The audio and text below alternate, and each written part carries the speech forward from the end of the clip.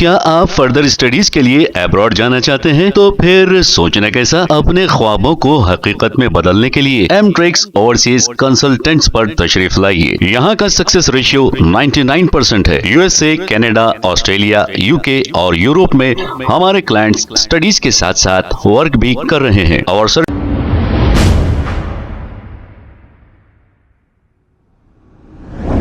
अस्सलाम वालेकुम नाजरीन, 7H न्यूज सच को रखे आपके आगे।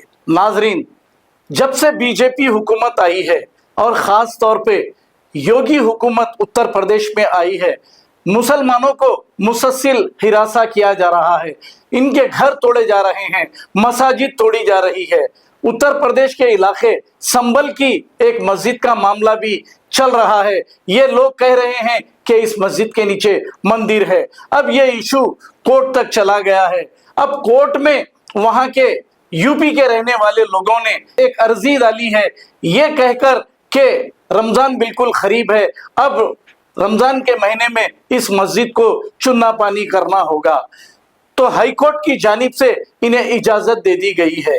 कोर्ट की जानिब से जो कमेटी डाली गई है, इन्हीं की निगरानी में ये काम होगा। आइए देखते हैं ये रिपोर्ट।